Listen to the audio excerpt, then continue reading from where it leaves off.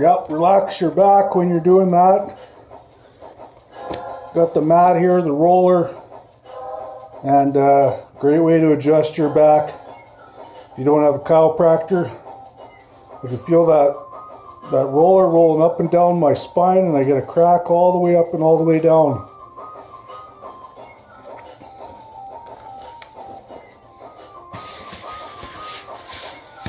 Next one I do that a chiropractor used to do for me, but I do it myself now. You lay on your side, your knee way up into your chest.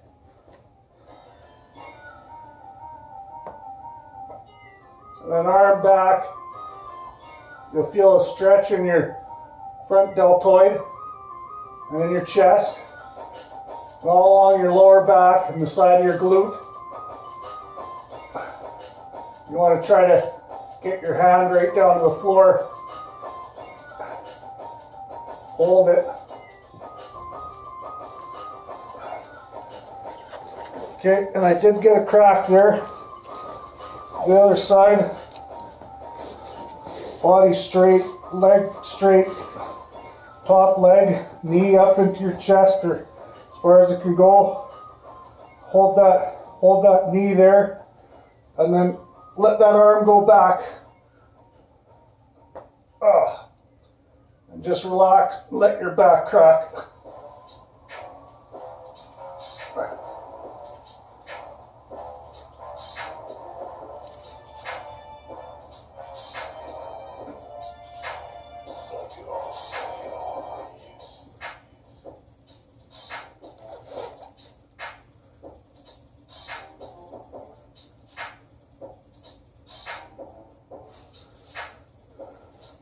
That side is not as flexible as my other side.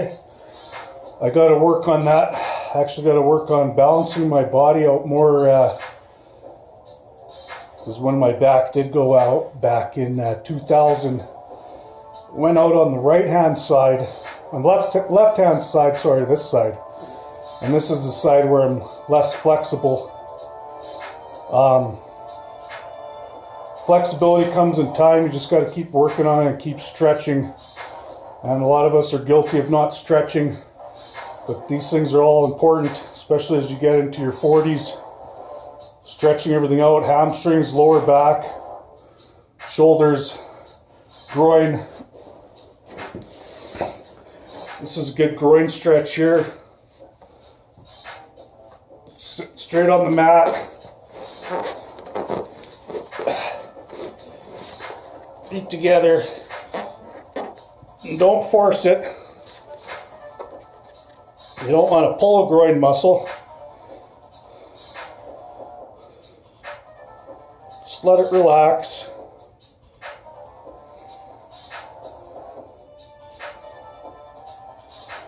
Gradually your knees will go down as that groin area relaxes. Let it relax on its own. Don't force it.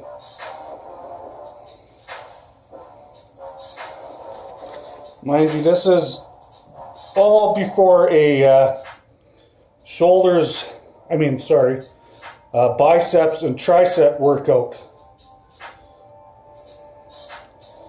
After a couple days off, I was pretty sore, pretty stiff, and everything was hurting because I was also incorporating stairs outside as for cardio, up and down stairs. I don't know if you ever tried doing steep ass stairs up and down a few times, but it will make you sore.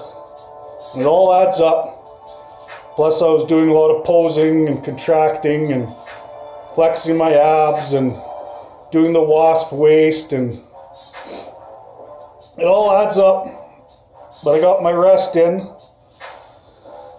and I got my meals in, and it was about 90% today, maybe 85%.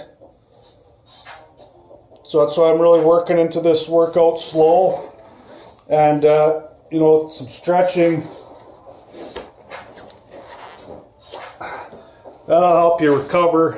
And actually, if you start training into your workout at about 85% recovery, the workout you're doing will help you recover further, rather than taking another day off rest. Because when you work out at start your workout at about 80% recovered, and you progressively overload, those first few sets that you do is going to push a lot of blood into the overtrained muscles, the sore muscles, and get all the nutrients in there, and will help you recover quicker.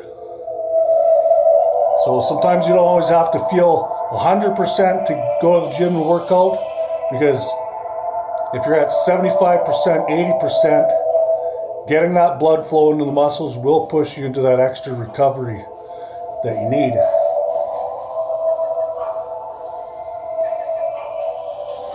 Classic lower back stretch.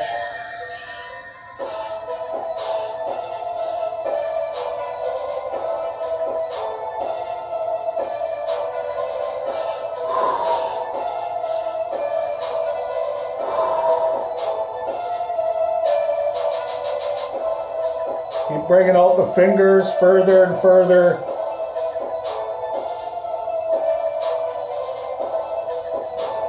Okay, never overstretch. You don't want to pull the muscle in your lat. I've did that before. It is possible to hurt yourself from overstretching. So just let it go gradually. Muscle will release gradually. Just don't force it. So before this, I also did some toe touches and some squats just to get some blood into my legs and into my lower back. And another stretch here. And I'm going to do a couple more stretches standing up, and we're going to get into the workout starting with buys, and we're going to do just kind of, I always train instinctively. I am training on an empty stomach on a 16-hour fast, as I always do. I just find the food, if I have breakfast in the morning, it bogs me down. I like to have my pre-workout on an empty stomach and train on an empty stomach. So I got full clarity, and I got full focus, and my body's not trying to do other things like digest food. So let's get at her here, and we'll train instinctively, go by feel, but it's always progressive, progressive, progressive, progressive.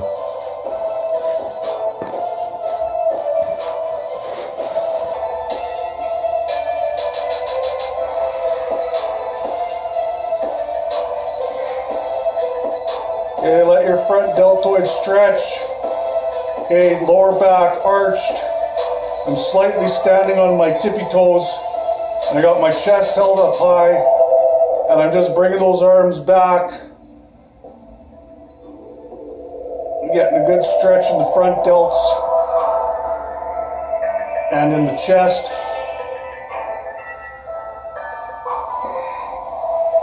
Okay. This is a tricep stretch. Okay. If you have any kind of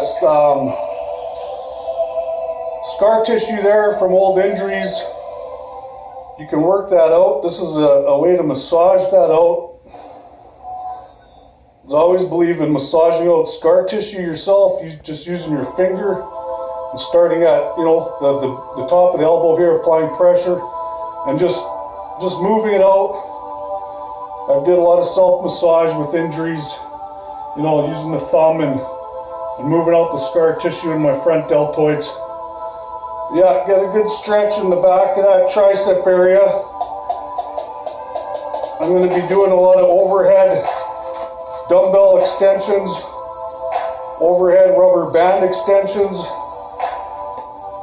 I want that, the back of the tricep there nice and stretched out, and the lat here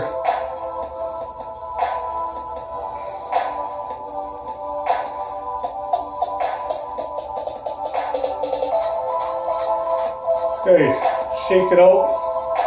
Always just good to shake out tension. You know, if you've been sleeping lots or you've been on the hustle, you know, so just let your muscles relax around the bone and just shake it out. Then you can do your legs too. Let that quad relax around the knee joint. Shake it out.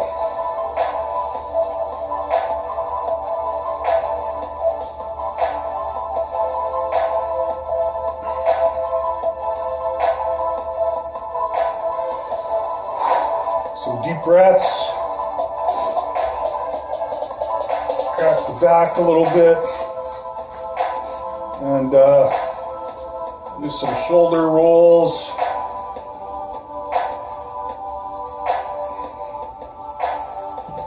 It's quite cold out today in Canada, Edmonton, Alberta. I was going to go for a hike today, but that got scratched off my list. Physically, I didn't feel like getting out there in minus 28 degrees. I will, but just not today. My glutes are contracted right now. Okay, when you're contracting your glutes, contract your glutes, squeeze your glutes from the top to the bottom. And I'm always up a little bit on my tippy toes. And wasp waist, chest up. Okay, legs flared out a little bit. So I'm not just, I'm not just standing there doing that. There's other things involved. This will help your posture. You know, you're posing when you're hitting posing. Just always making sure that your obliques are tight, the waist is sucked in, legs are flared, glutes are tight. You're up on your tippy toes a little bit to bring out the calf muscles. Chest up high, and just roll. This will help get a little bit of blood flow in between your shoulder blades and the lower part of your neck. You get a lot of tension in there if you're on your laptop or you're doing stuff and at a desk or whatever, chopping potatoes all day at a restaurant. To help get that blood flow in there and enhance recovery.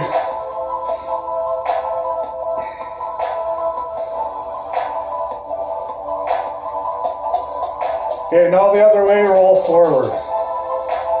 This is also going to warm up the shoulder joints. So when you have those heavy dumbbells hanging there and you're doing curls, you're not going to pull anything in your front deltoids. Everything's going to be warmed up and ready. All those corresponding muscle groups are going to be warmed up and ready. And that's just going to make you stronger and stronger and stronger as you progress into your workout, having all the tendons and ligaments and have the nervous system prepared and be in the zone. And that helps when your pre-workout starts kicking in. Always increases mental focus. So I'm about halfway done this. And when the workout gets really long and tough, I've been known to have a couple pre-workouts, 1 or 2, and then that's it. No coffee throughout the day, no tea, nothing. Okay. We get into warming up some biceps now. I got these rubber bands under the door here, as you see in the beginning of the video. Just gonna turn down the music here. I like it loud, but we all like our music loud. But I want you to be able to hear me. I don't want to wake up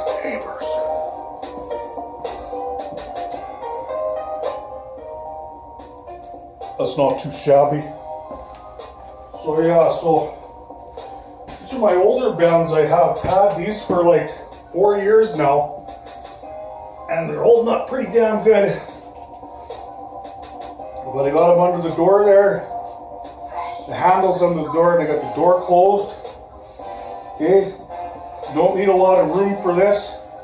The handles are together at the bottom of the door, and this is just a warm-up. Grab on those handles tight. Be aware of your wrists, because you don't want to sprain your wrist. You don't want to, if you have carpal tunnel syndrome, make sure you got a good grip on the handles all the time, from pinky all the way to your index finger. You want to make sure you got a good handle, a good grip. You could do one arm at a time, or you could do two.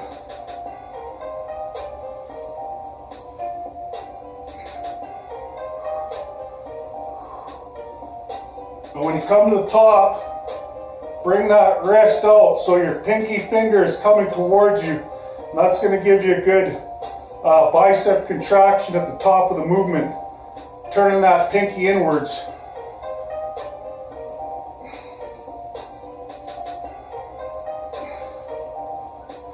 Chest up high, okay? Glutes tight. Don't ever do anything lazy. Always make sure that your whole body is involved. And that's why we do a lot of progressive overload, is to gradually get the nervous system and the whole body tuned up so your mind can coordinate itself with all the muscles that are at play.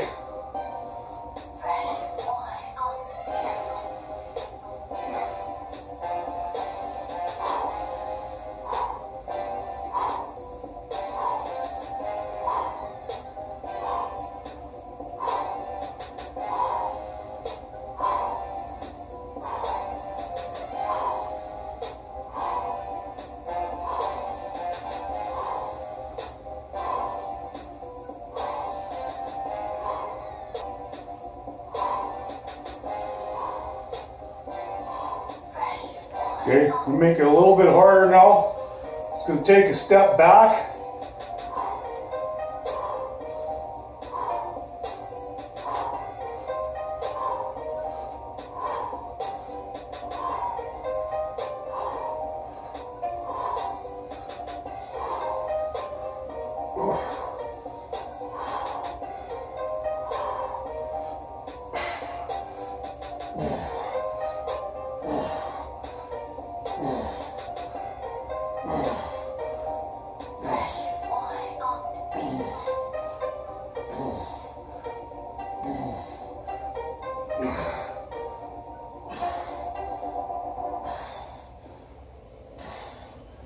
Even though it's a warm-up, we don't just want to do a light little warm-up. We want to actually get something out of it. So even though that was just my first warm-up, I already got a pump out of it, just because I made an effort towards the end there. Now, I didn't really make an all-out effort, because I could stand there all day doing that and get 40 reps out of it. But we're going to gradually go heavier on everything.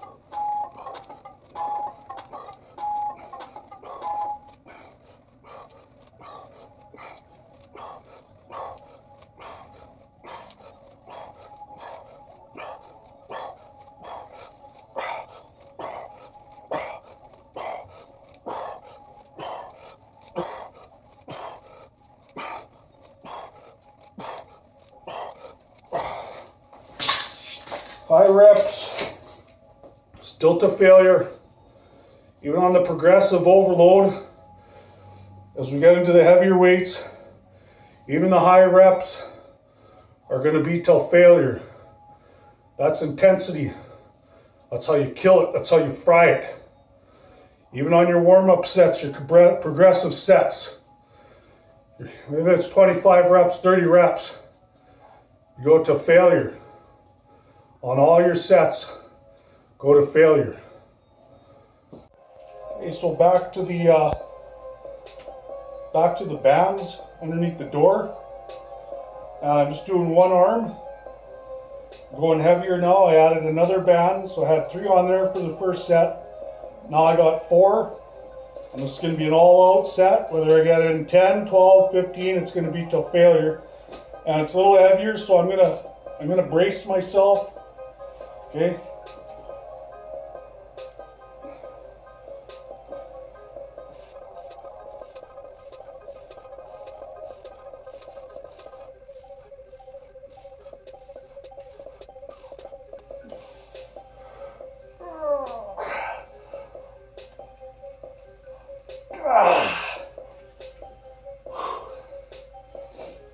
It's 20 on that one.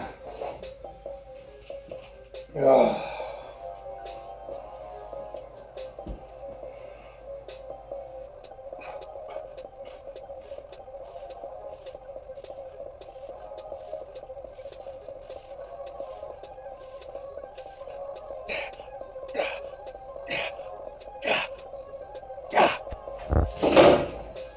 Whew.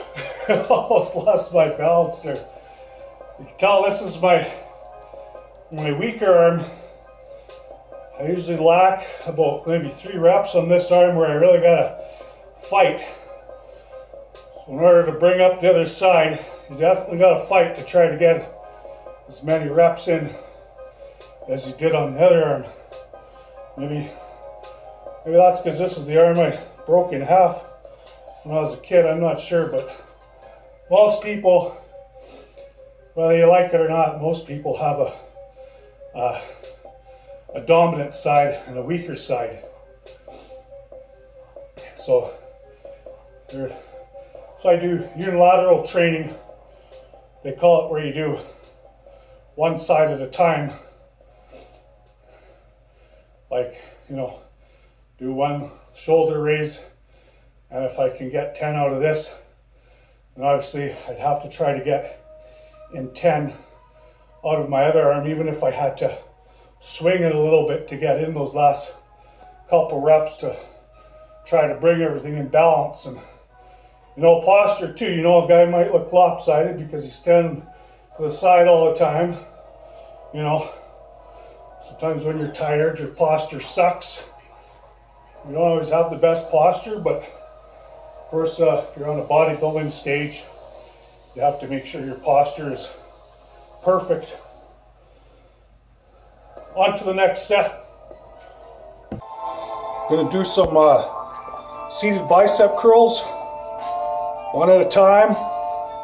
And I don't have to warm up on these. I'm going to go right into the 35s. And today the goal is, 35s they're good weight. 40 is pretty heavy. But my goal is, and you gotta remember, if you want your arms to get big, you want your chest to get big, you gotta get stronger in that area. So my goal is to curl, 50-pound dumbbells with reps, like a good 10, 11 reps on each arm. So I'm pretty excited. I actually got my new Hex dumbbells at Walmart. They're $2 a pound there.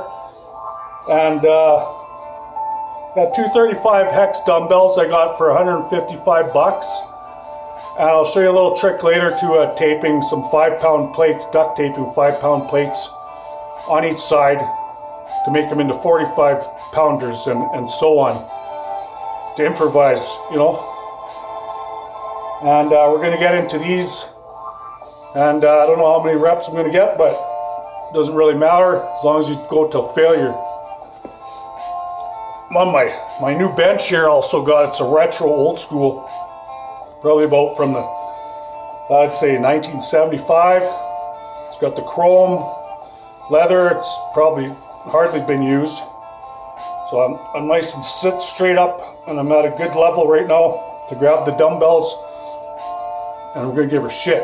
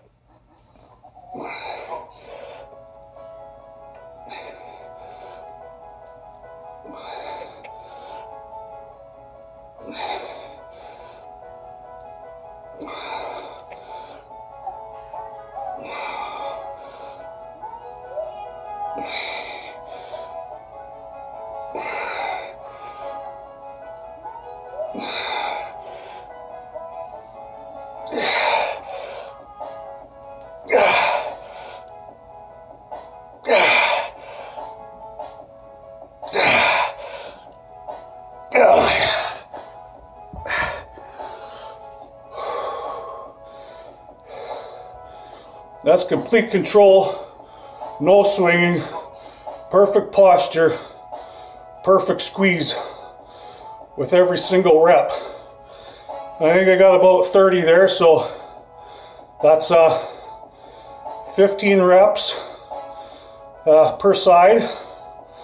Definitely ready to progress into some 45s there for my next set. Just to help a lot of you guys that would like to go a little heavier but can't afford to buy that next set of dumbbells. If you do got a few of these plates kicking around, these 5-pound plates, I used to do these with the other set of dumbbells I had, but I never did this with Hex dumbbells before. But this is a T-Rex duct tape, so it's guaranteed, and I've used it on a lot of things, so I know it's freaking strong. I'm going to get it right underneath the bottom of the dumbbell there and make sure that it's flush.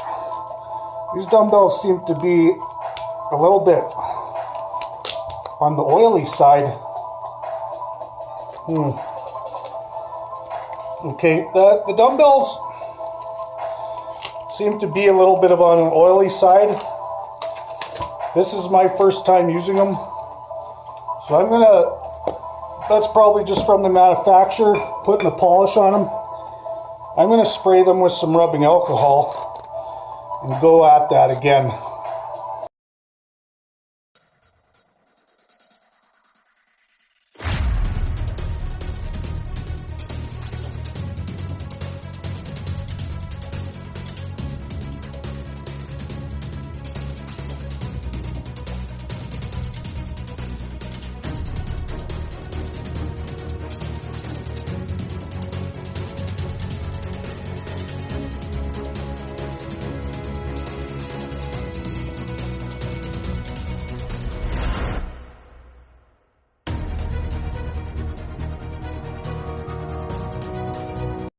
That was a pain in the butt, but you got to do what you got to do. The rubbing alcohol did help it stick a little bit better. I know I could probably go over it with rubbing alcohol more, but I'll do that when I'm not training. And so I got it crisscrossed around the top, one here, going down. And duct tape will stick to duct tape. Very good. So then I put 2 rounds of duct tape around here, and that's on there. So now I got 45-pound dumbbells, and if I want to make them into 50s, I got 2.5-pound plate I can put on each side, and that'll help me achieve my goal of lifting the 50-pound dumbbells for reps when I get there. But let's see how I do with these 45s here.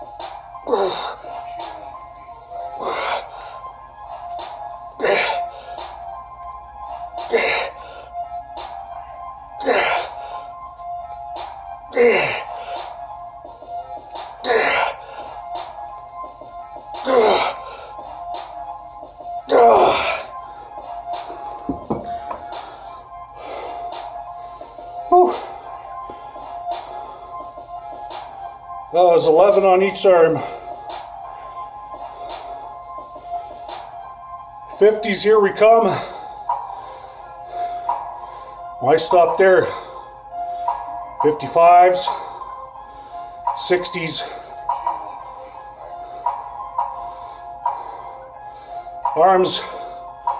Arms when they're pumped are at 19. It's for a guy with tiny little wrists. It's a pretty small wrist. And I'd love to get them up to 20.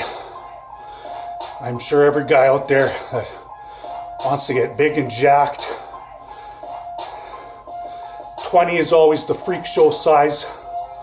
Although I am an ectomorph frame.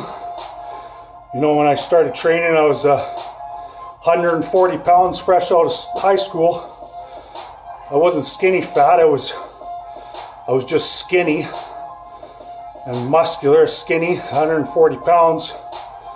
So for an ecto, I put myself between an ecto meso, right in between. You get 20-inch arms. That's a pretty good size. That would be like an endomorph getting 22, 23-inch arms. You know what? Screw it. I'm gonna do the 50s.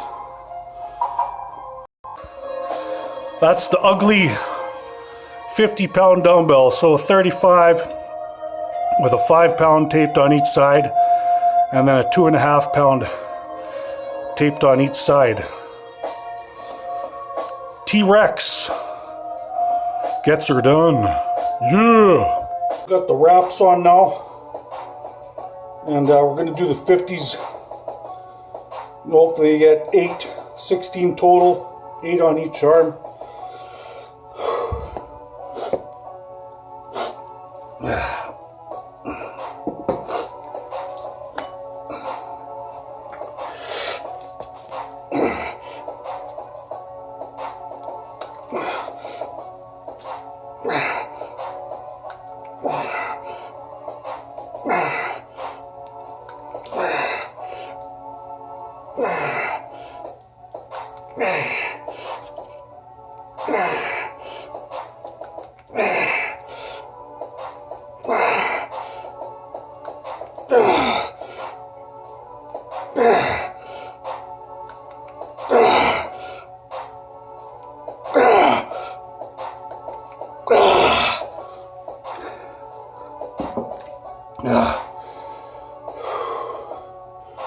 There we go.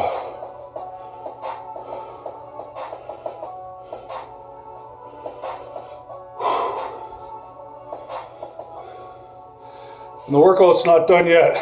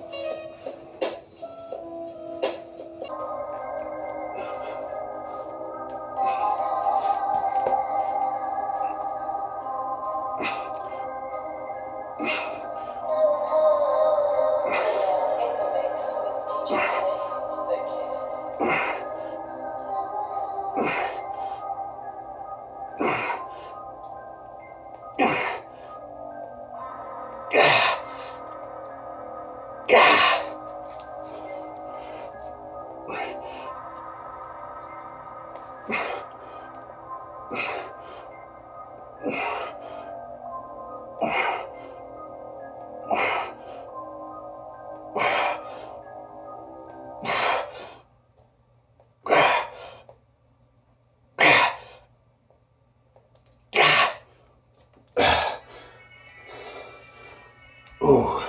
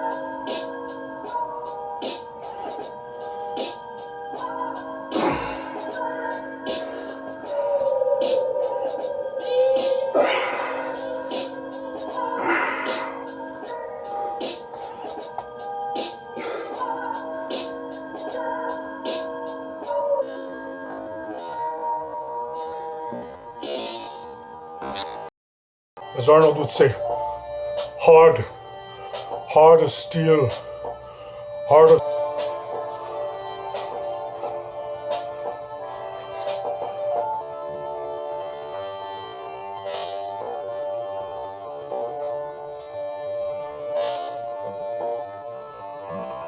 Concludes today's workout. These are the lockdown workouts. As we are in, I am in Canada, Edmonton, Alberta, and we've been on phase 2 lockdown.